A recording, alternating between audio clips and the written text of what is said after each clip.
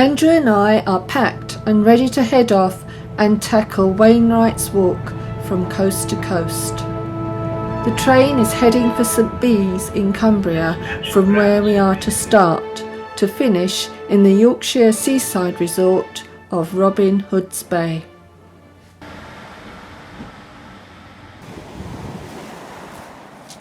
Tradition has it that you dip your toes in the Irish Sea and pick up a pebble to carry with you, which is what we did before setting off on the coastal path for a circular walk to establish the route's most westerly point, St Bees Lighthouse.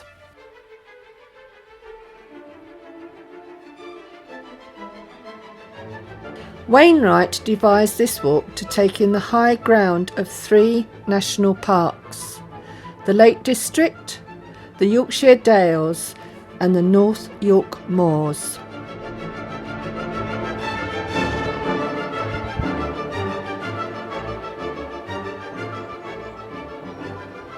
From the top of Dent Hill, our first climb, we get a view of the Lakeland Mountains ahead, before dropping down to the delightful Nanny Catch Beck and on to the first of the lakes, Ennerdale Water.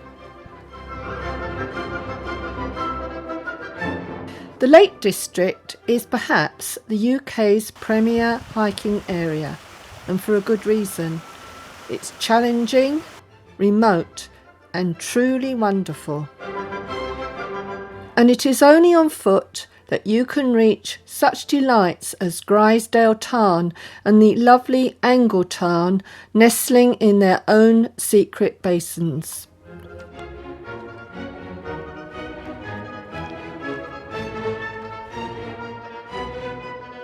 The highest point on the whole walk is Kidsey Pike at 780 metres, which we reach along the High Street, the route of an original Roman road that is indeed a very high street. We are lucky that we have clear views and are not shrouded in cloud, so a perfect place for a photo stop. The tricky descent down leads us to the last of the Lakeland lakes, or rather, not so much a lake, but a reservoir.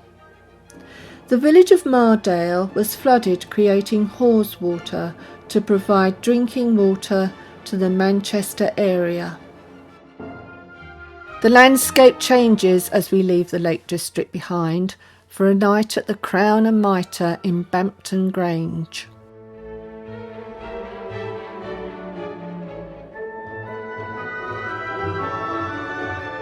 The next days bring a short period of easy walking before crossing the M6 and up onto the limestone-featured Westmoreland Plateau.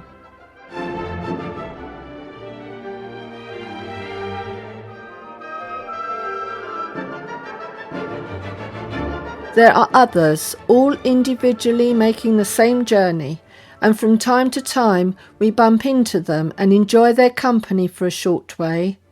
Here, going under the Settle to Carlisle Railway, close to Kirby Stephen.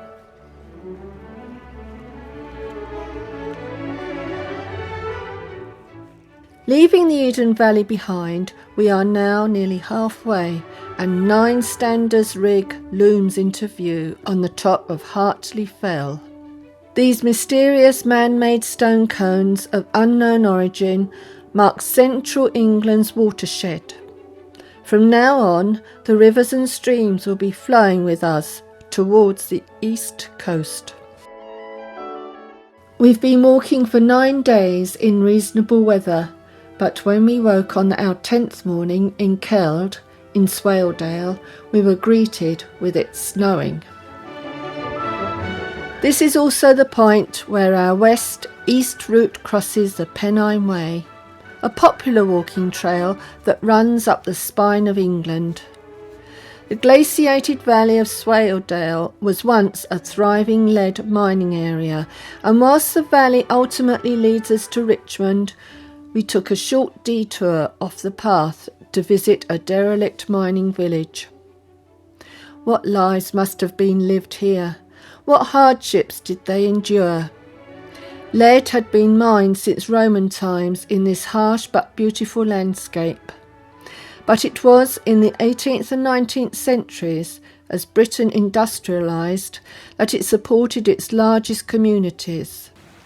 Today, sadly, all that is left is scant evidence of a village that once was. Richmond, on the other hand, is a thriving town with its Norman castle. Dating from 1071, perched high on a cliff over the River Swale, the Normans wasted no time in establishing their dominance, as the castle was built just 5 years after they invaded. We took a day off in Richmond to visit this secret garden, a lovely quiet spot to take a breath.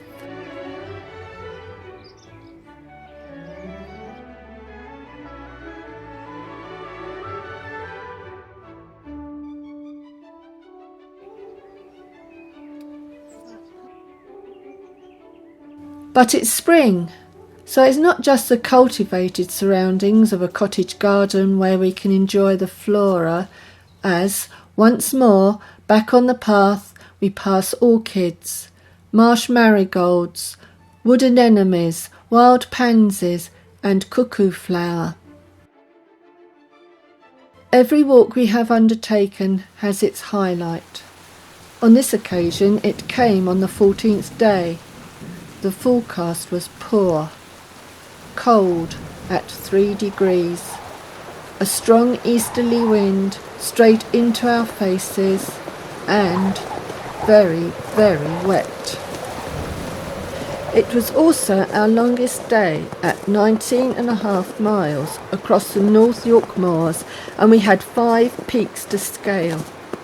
Sadly, it was so wet, filming was restricted, but it didn't detract from the sense of achievement on reaching the remote Lion Inn at Blakey Ridge and a chance to dry out.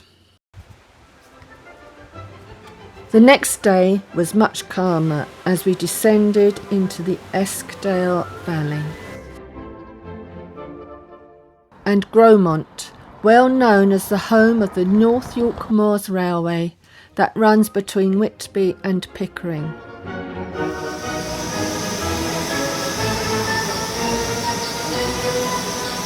We are nearing Journey's End with only 1 day of walking left to reach Robin Hood's Bay. But, unknown to me, Andrew had arranged an extra night in Gromont so that we could take a day trip on the train to Whitby.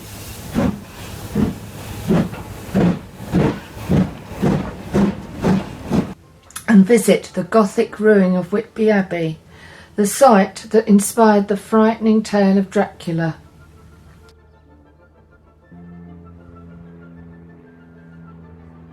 The real reason for this surprise rest day was to find out, not the train ride, but to allow our 3 offspring, Jane, Claire and Christopher, to join us for our final day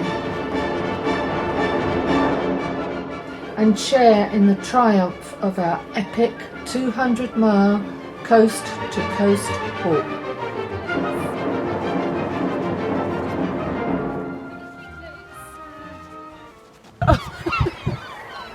This is a pebble I picked up at some bees. But you're the rock, I could do it.